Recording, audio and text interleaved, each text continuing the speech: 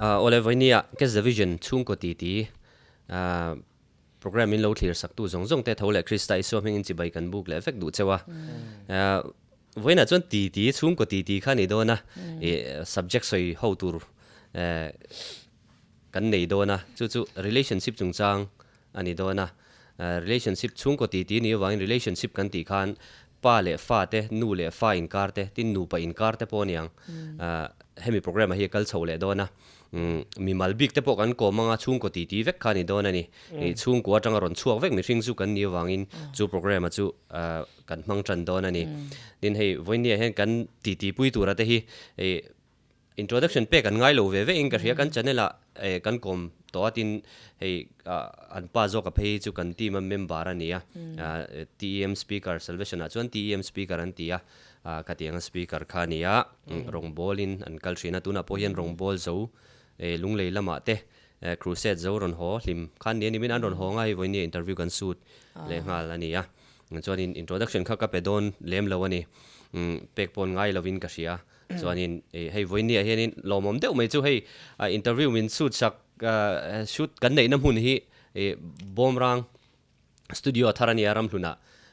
a oma mercy pet care noya hanin a oma gan la don lo win ka dawa en tu ten min lo clear tu te po khan mangma saber kan ni le ngala voini a hian a lo mom khop maya tin he studio hi man thei reng boka hetiang interview shoot te video te khatiang zong kha man thei ni amaro chu he studio din chana hi ka du khop maya pathian ta na answer ran ani wangin lo mang tu ra te po khan chu kan riat tel tan kan du boka lo mang zel tur point du sakna kan hlan bok cheu ni wena chuan hei chung ko ti kan chananga hei ka voini ka ti pui tur te hi pularam hluna ania chuan hei chu PC vanal riati PC vanal riati te nui kan ti khani ta introduction an mani chanchin hi voini chong kan soi don lawa an history te mo khoi trai ngai lo chua ti vel ha kan soi to don lo kan subject a kan lut nga lang ramate po kan ti ma mi ni ta main rong kan bol ho thin ani an tlang wal lai chon ti to mayang mo an nu lat lai pon rong kan bol ho thin ani chung te ni wang chuan tuna chuan nu pan lo ni ta chu lai taka chu relationship chung chang ha kan soi du chana kha ni ta ni voinia kan ti pui du chana po kha ni ta chu wangin voinia chuan khami subject a hang kan lut nga lang te nui min lo the thiam lok sela in pa hi kan zon masalok dua ti hen kan zo tanga rama enge tlangwal ni lai le hei pu han ni nu nangma danglam na enge han om nangma bi ka nangma om kha min soi chu sakchin te entinan tlangwali ni le pu hemi nupui nei nu kha chu danglam kha nangman engtin nge isoi chu adu ka khel chi lawa hemi danglam na nangma change om shim kha engtin han min han soi chu sak shim ni hey sayang khan pu ni nei la rei lo thali vel chop khal de ma se sayang khan danglam na tam tak oma soi tur tam tak om la pakhat chu kan soi du chu hey mo phurna mo our responsibility mo phurna hian chu mem je jo chung kwa mo phurna hian nge min ti har thar te mayang pu ni na hian te mayang mo pai ni wangai mo phurna anga chu sayang khan tlangwal lai kha chuan tlangwal ru khom ve lo thei lo wa ma se nupui han nei nu kha chuan mo phurna hei tian soi ko lila tlangwal lai po chung ko ngai poi mo ve deuh te mayang rong bol tu ni wang te po niang chung ko ngai poi mo ve deuh kan ne ma sela chu ai chon alo la poi mo zo kan ni garinga he nupui han nei a te tlangwal han ni tak lo pu han ni tak nu chuan nge ni chung ko ta na rin tlak zok rin ngam zok chung ko in rin tlak le rin ngam ni zok du na kha mo phur na chung chang min ti harin ka he chu kei ma danglam na ka soi thiam dan ni mai ka ria te mayang mo chon tu tok mayang zo leng hal du che ka nei ni ma i nei rang thali ani ti na mi tu na hian thali le tle mai chu thali ma chuan tlangwal khai ni ta i nupui nei tur hian engtin nge nang ma hrim shima i tlangwal lai kan chu mi a chuan nupui ka nei anga nei ve tai la a oma ti ang vel ngai tu na kha i nei thin hrim shim entinan te nui i ton ma hrim shim khan engtin nge ruam man na kha khalai vela hianin i siam dan hrim shim nia hei ke hi ti dei tai la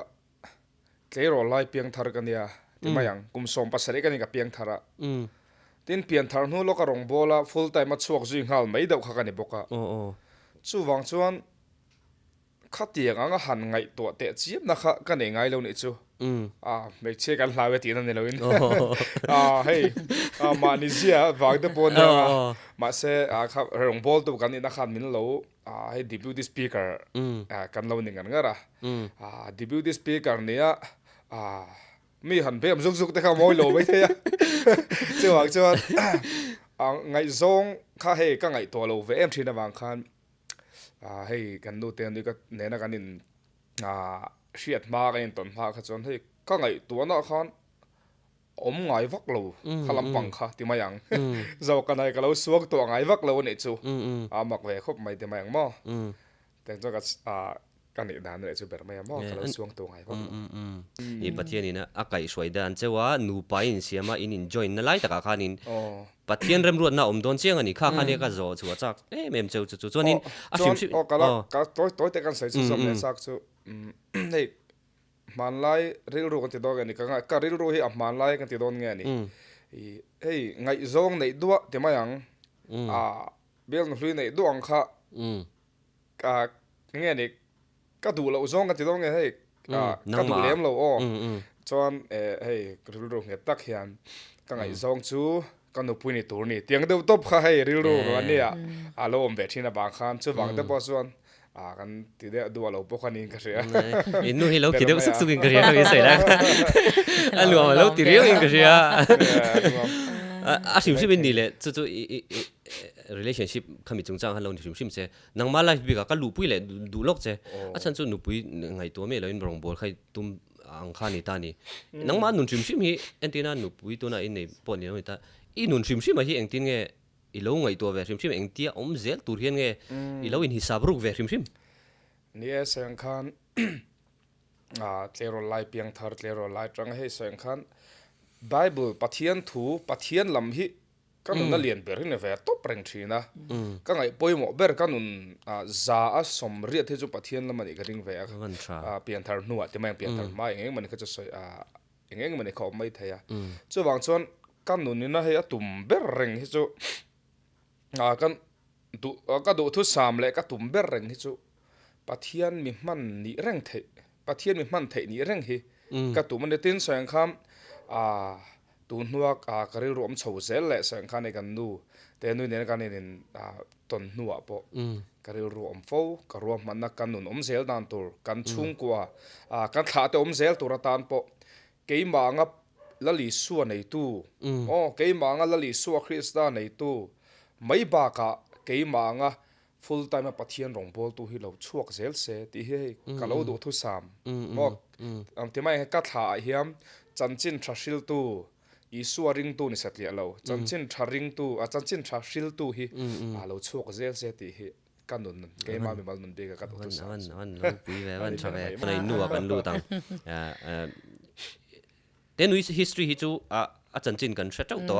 channel te po hian nei a chuan an chanchin an chung ko chanchin po kan zo to don lo kha kha chu ma chu an chung ko chanchin atang khan an chung ko kan hre du chuan kan ama kan channel a te le ama hrim hrim kha kan search chuan in kan en thein karinga chuan i din huna tan hian in pasal nei hi decision siam hi a harem cái ngày toa re bo kamo chan cho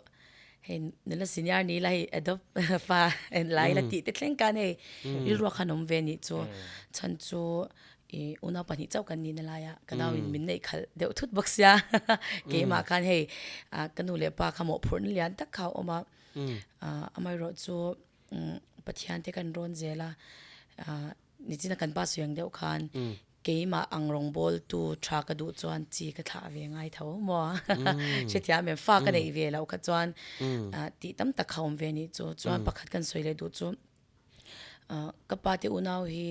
ke chu thil ka soi frank I dan frank ding ka soi do na tu na po zu wanga thi tam zo kan nya chuan ka pa chau hi dam to bo ka tu na hiam chuan ka nu te lama rong bol tu po kan la lawa ka pa te lama kan la bok si lawa chu wang chuan in chanchin thashil tu lam na thoka hi full time rong bol hi ke ma changa จิตหาเสียกระดูจวนปัสสาวะกันยังไงฟ้ากันยังไงจุมีจวน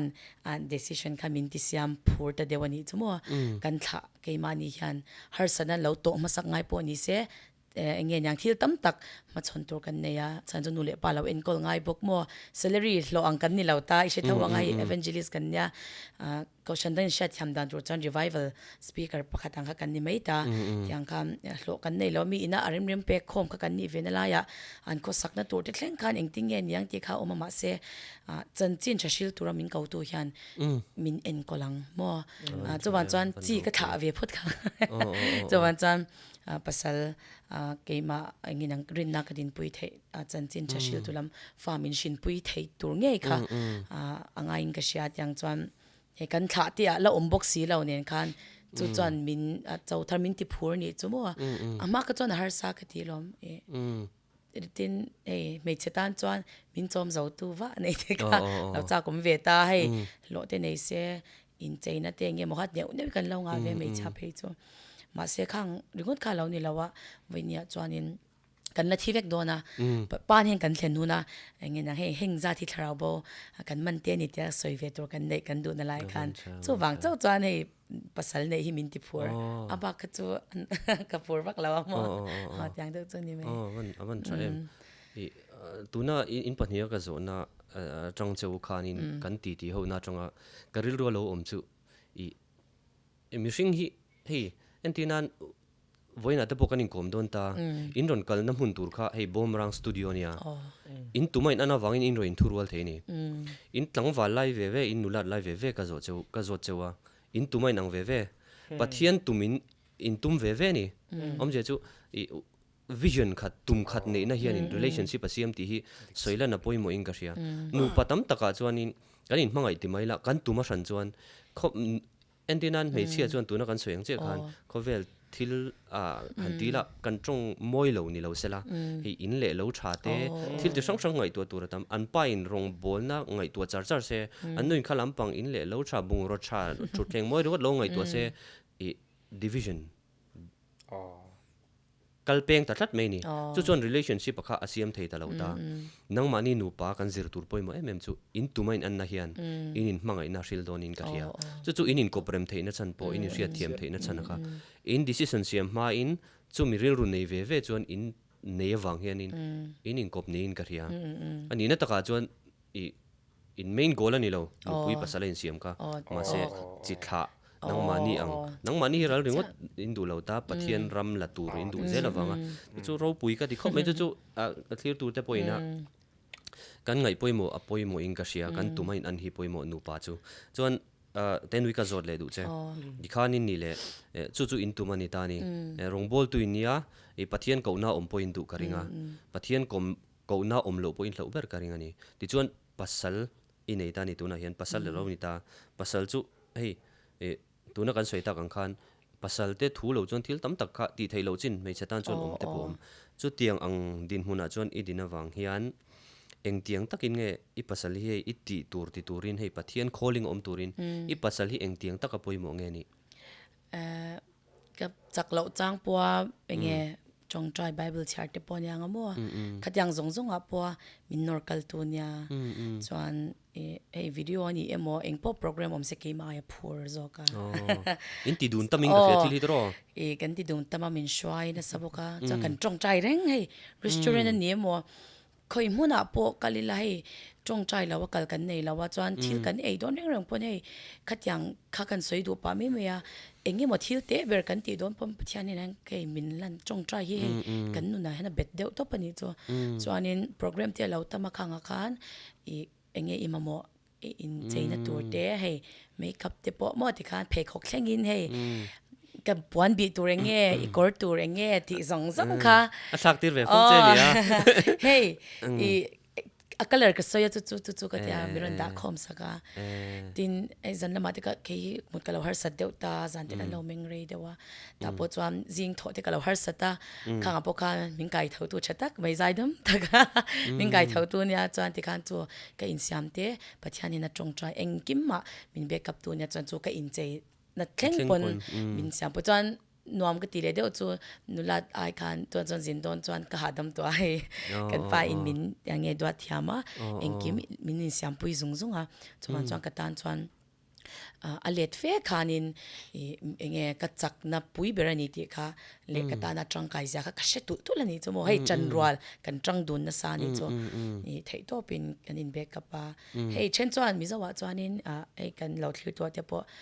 ไทยบ่อยที่กันที่ไม่ชินนะมาเสกมันเนี่ยจวนนินกันไปแค่ริงลุตุกันเนี่ยมาเสจูพอจูปัทยาในตัวนี้นะจังเท่าเนี่ยปัทยาในตัวจังตักจวนไม่เชื่อเราตัวมังไอเดียให้ไทยบ่อยที่กันแค่ฟักเราว่ากันจันปุยตนไม่อยากกันง่ายมั้งเก็บพออันนี้โปรแกรมในตอนปนเก็บปนเทตัวเป็นรู้เมตเต็มหม้อขัดยังเงี้ยอามาเงี้ยขัดยังเคร่งกันจริงนะกิมเอ็มอาเกนตัวขัดยังส่งอาการให้กันจังดุนกบชานี่จู่ฟังจวนินไทยบอยอ่ะเพราะอามาเนี่ยง่ายแล้วว่าเก็บปน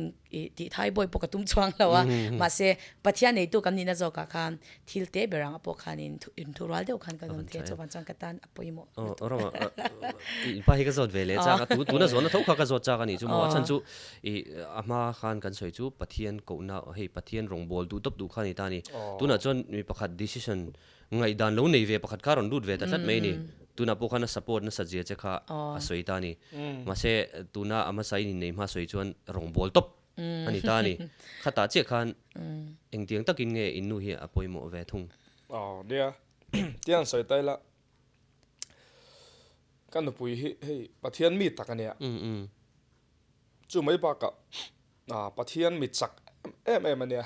ที่ไม่ยังให้เสียส่วนกันเสียงที่ไม่รักเสียหลุดจังเสียเถอะเสียส่วนกันเสียงเสียหลุดจังเสียเถอะเราเรียวเอามาให้เสียงตัวส่วนกันเสียงให้จักวุดเด็กไม่เนี่ย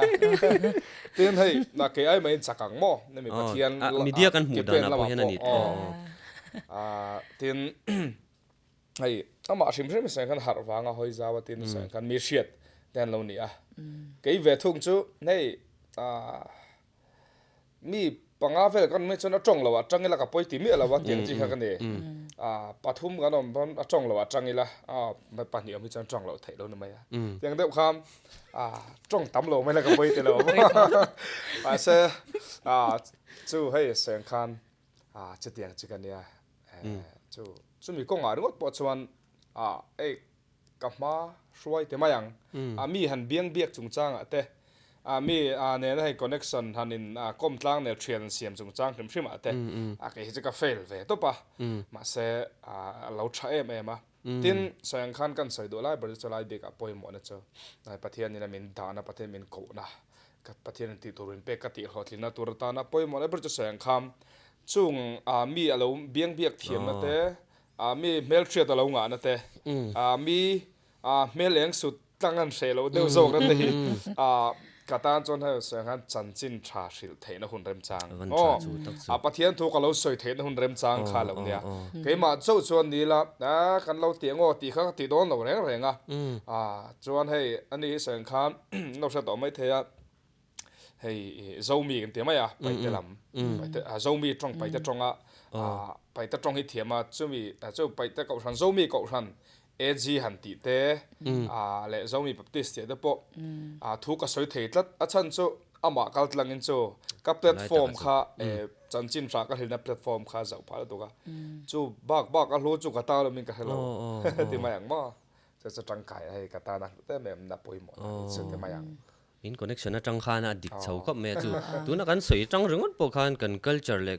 กันหนีพุ่งหนูปากันหนีพุ่งจังจวนอินสวยดังค่ะอันดังแต่ได้ไม่นี่ประเทศรองบอลินไม่อินตา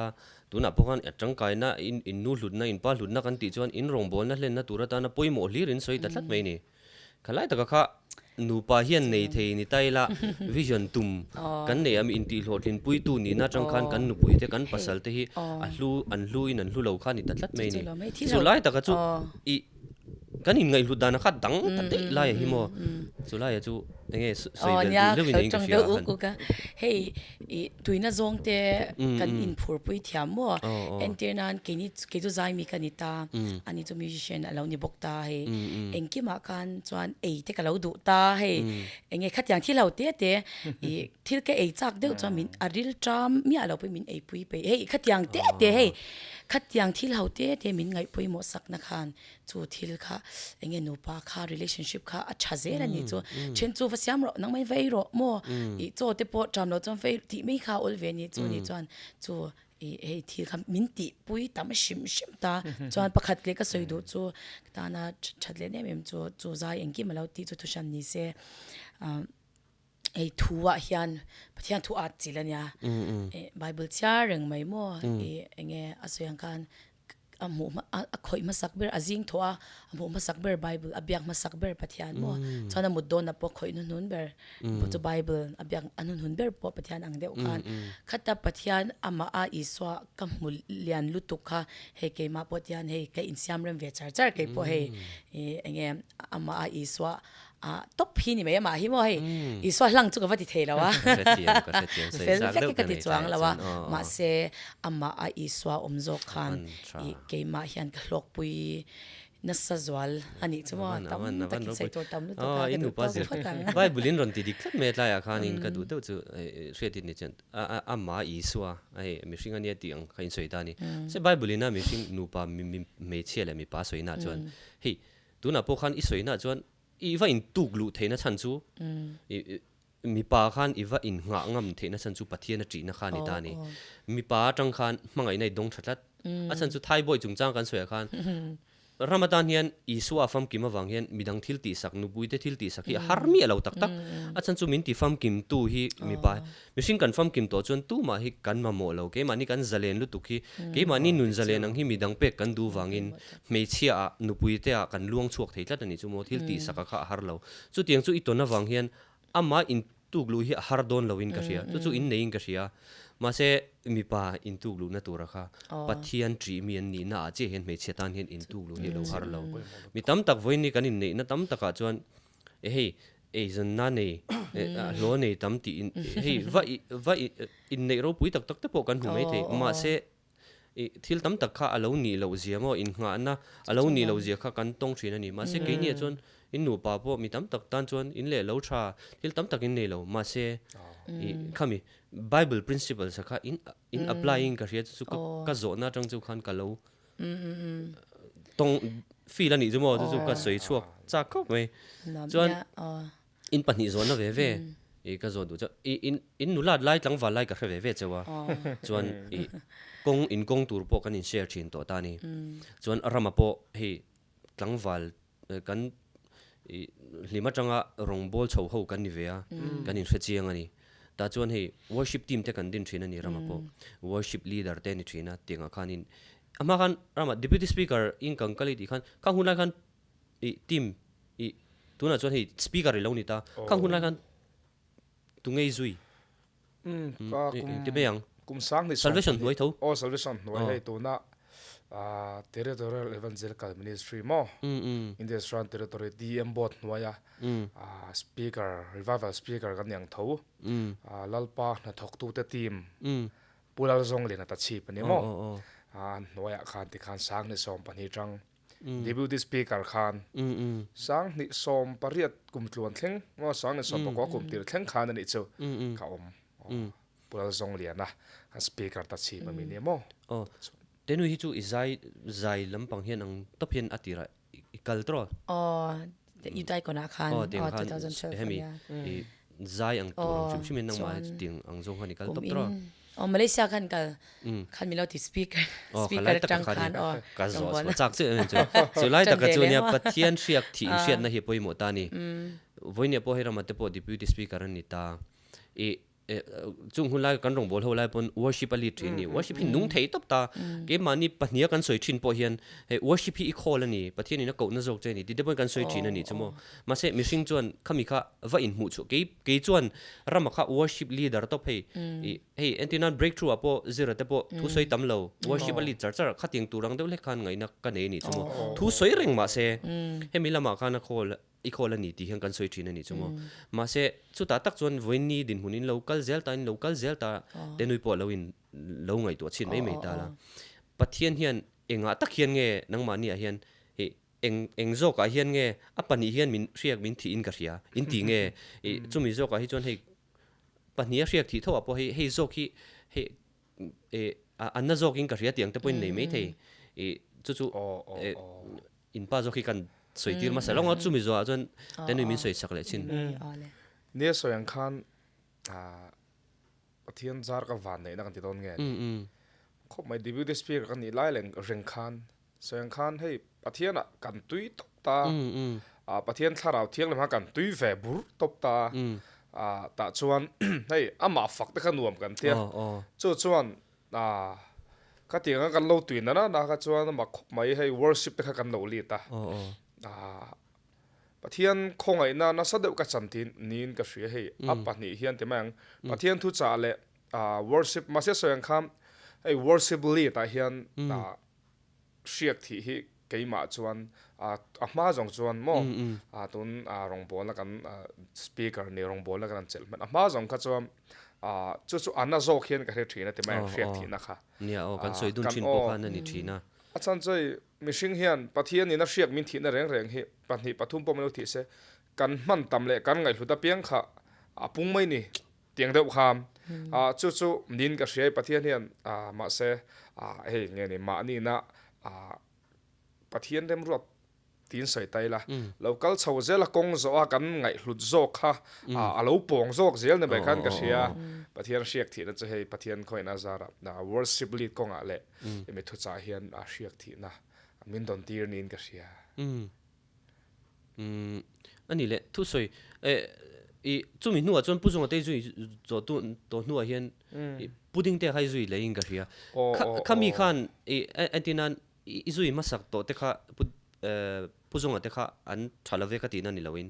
engkim hi season nei ve ka nia hun bi nei ni a pathian min kai hroina chuan pudding te ate a khanin nangma hianin hemi speaker ni na hi anem nge sak zual chia in thian nei nei em ti meang achan chu hemi worship leader kha chu eng po lo ni se kha chu mana kan mu fia to ta ma se hemi a hian eng tiang takin nge heta ti ema khanin puzonga te a khanin ti ema khanin ni to lo nu khan pudding te khai zui ta ministry angin in kalta khata khan tuna hemi ithu soi na hi aron nem nge sakdana che eng tinge tlemin soi sak thei em ni hei ke ma point na ka soi fo thin na ka in ke ma le kai ma kai ne ka in mu ka in hriat thiam dan chu soyang khan training tharau la mai nge ni tharau ra chua thei tu ra ka training zel kha lo nin ka hri ni chumo soyang khan sang ni le som pa ni atang sang ni som pa ria thleng deputy speaker ni in hei ta kham kha khan nge ni te kan soyang evangelist line na kha evangelist lifestyle kha min lo zir tira thu cha engkim mai mo chu kan speaker thin kan zu thin puzonga kha mi tha mane khami ko kha na ma sela so khan kha pathianin khami ko kham izir lai zir zo to mo tiang deuh kham zir zo tak chom thei mi la wanga pham kim chu chuan pudding te tharau lama ani chu seng khan evangelist kan tenga an out chiam evangelist pui khani lo ba ma sela spiritual lia nei miril tharau mi lu to khalom ni le ta chuan ka training le tu ra khai apon lam mai ni lo tharawa ai ril zok mo sang khan akan rong bol kan lo kal na ma sa de chuan anointing ti lampang kha kan lo shabak lo mo nge nei khalampang deliverance healing ti lampang kha akan khoiwak la kan information kha kan nei lo wa kha lampang ha pathianin kan zui ma sakha akolinga ni lo ni maya chon khami lampang kha pathianin hei kan tharawa kan zulu ve thena turatan pudding te khamin man sakle ta chuan hei anointing te hei tharau hriak thina tharte khala khan kan nonga tin soeng khan hei healing thlengin na khami ama kaltlanga hriak thi na ha na sa takin kan dong ta chu ma kho mai worship kha kalali char thawa khang la to khan ma se khami nikum masa kum top na ranga nei worship lead tur kham ministry pakhat na lo om chho ve ta mo ministry pakhan hei worship leader thatak tak a zai po zai thiam zok kha ti mai ang an lo om chhota kha hei kan ni turang kha pathian ni min lo siam rem chho hre chata amak velu to a hun kha zo chuan mo zel khan te ka le non khami arin zel puding te chai full gospel ministry ta khami a worship leader riak thi na khala om reng lai kham ne ma sel pathian in hei ka malama a ke pen ka chan zel na tur ke ka pen zel na tur khami lo buat saya chan kum sang ni le sam ni ba ni kum kum tira tang kham hetiang hian evangelist ni ai full time team te han nei ate mayang team a leader han ni tur kan pathian in min lo siam rem zel nin ka sia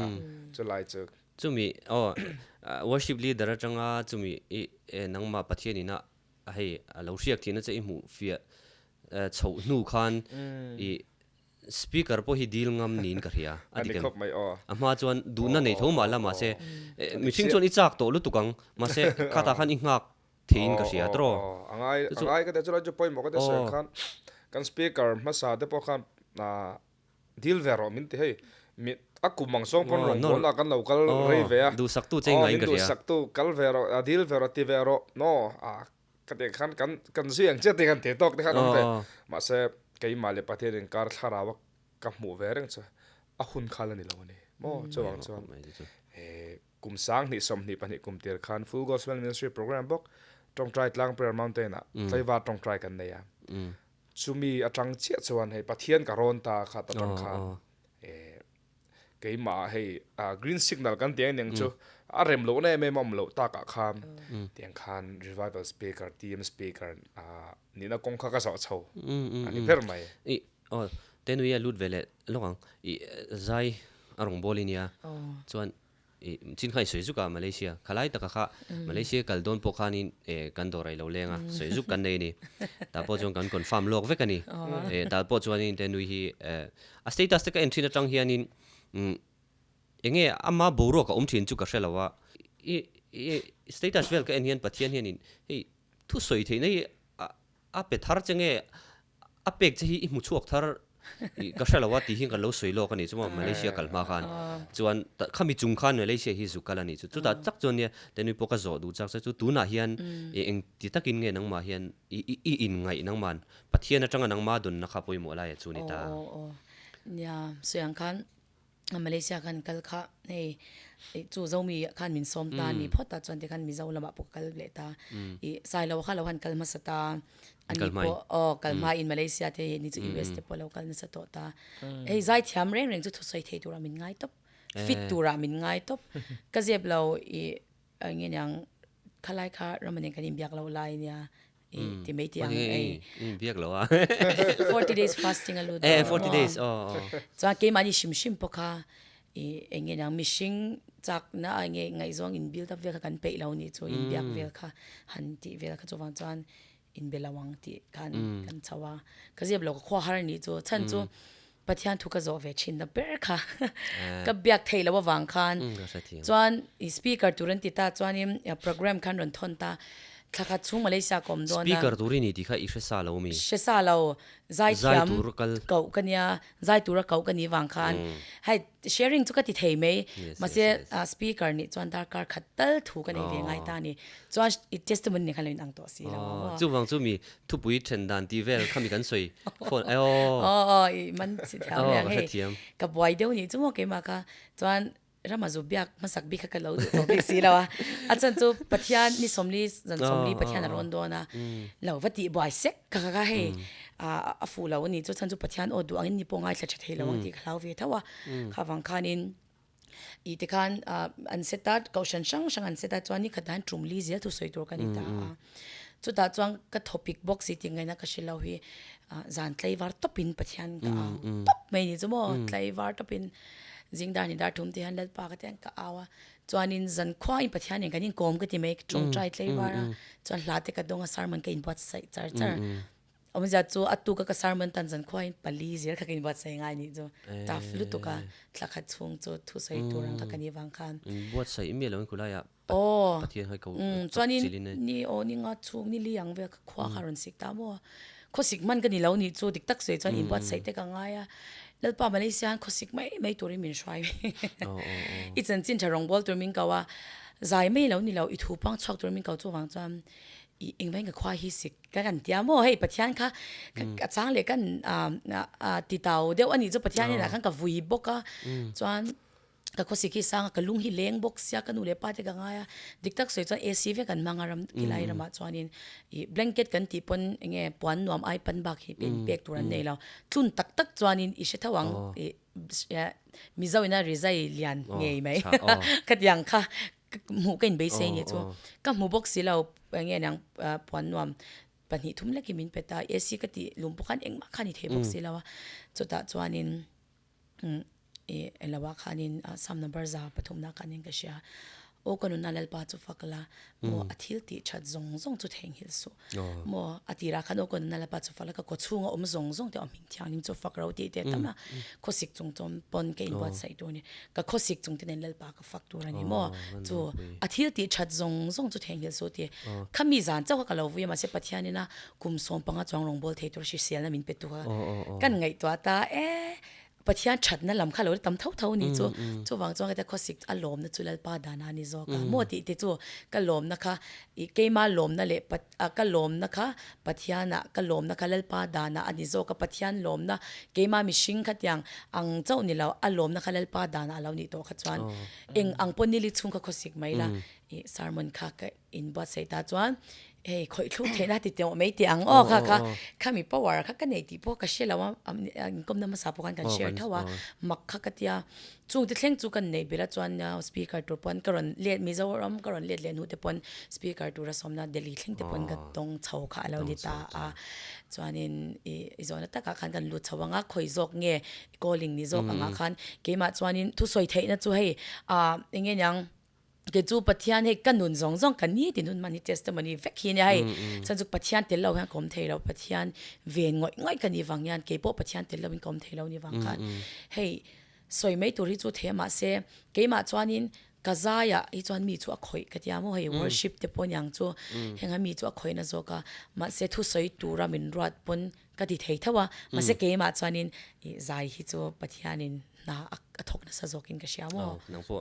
มาซาจงจวนมาเลเซียเห็นจุกันเหล่าตาละตูน่ะปัทเทียนี่นะ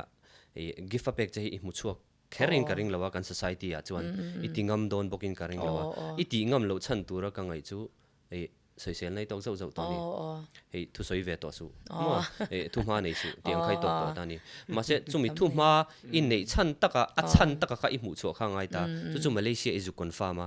คอนฟาร์มตัวเป็ดตัวเจ็บปะเทียนนั่นนี่ที่อิเสียดเจียนน่าจังอินอีหวยเชนะอีสวยงามตาจุวันนี้อ่ะพอเฮียนอัตกินปะเทียนลัง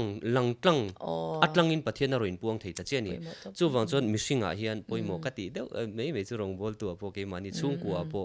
นูไปเนี่ยกัลกงเซลตัวละปะเทียนินอันน้อยนั่นเจ้าเลยคอลิงเก่านั่นเจ้าอมงามตัวจวนเกมันนี่มินเก่านั่นไม่บักจู่เตียงกิฟต์จู่มินเปตีเรียดเตลนั่นเฮงไงนี่กิฟต์เลย purpose ให้ไอ้ซอมตัดวังอินจู่นังมันนี่อ่ะพอนักกินอ่ะพออินโลหัวนัวพออีหัวเส้นสตังอีหัวเส้นโดนไงอาจารย์จู่ข้ามี confirmation นะข้ามาเลเซียขันอีจู่ตรงทัดประเทศนี้มาเลเซียอักลตีร์ชันนะเจ้าค่ะที่ตั้มตักรบวิตักใส่ตัวแต่บางวันเซ่อีกิฟต์มูชวนนั่นนี่ถึงว่าตัวเขาเลยให้เกมมาพูดแค่อินช่วงทาร์ตบอาจารย์จู่อีก็เลยกันไล่เตะกันโนปันไล่ส่งปุ่นชาติจู่ส่งเอาไว้ฝันปุ่มไม่ฝันเนี่ยให้จอดชัวรองบอลละเนี่ยนักกินส่วนเตะปุ่มไม่แมงโมอาศัยน่ะตัวมันนี่ฟาเตะปุ่มไม่แมงที่มีน่ะอันตรงคุ้มเวค่ะกันนี่ตัวนี้จู่จวนมินอุทุมันเนี่ยเตะมินเตียชาทุมันเนี่ยที่ส่งมาเซ่วันนี้จวนนี้ข้างส่งกันให้ปัทยานี่นะปัทยานโกลิงฮิกะจานมาวังยันเกมาโปหวายเส้นตันข้างส่งไล่ปกันหูสิทธิ์นะกะตียงส่งอาการะโปปัทยานลำกะจันเวทละนะคันเวียนปัทยานมินจอยโมเลตานี่เวียนกะชานี่จมัวเส้นเซลตูริงกะดูสักจัว